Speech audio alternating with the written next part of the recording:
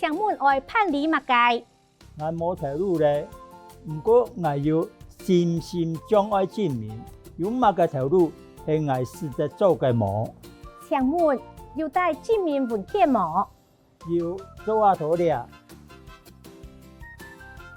建议参加身心障碍者职业重建就业服务，先做个案评估，说系将媒合投入。好啊，该我是参加了项，将写日本形象表，写好咧。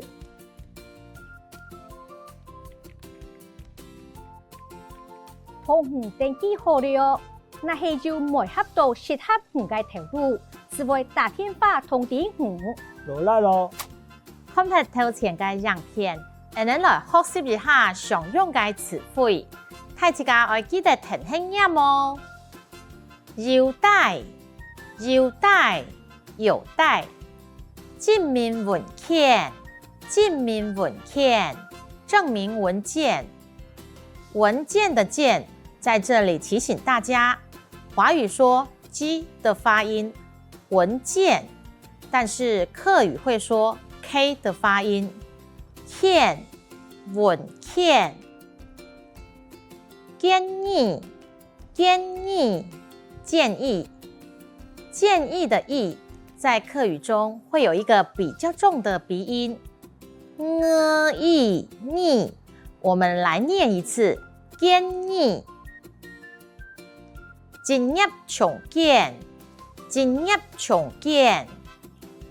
職業重建，提醒大家，職業嘅業拼音是業，開頭的聲母我們會念鼻音字尾是入聲 b， 要記得閉唇，所以要念成業，音才會正確哦。我們來多練習幾次，職業，職業。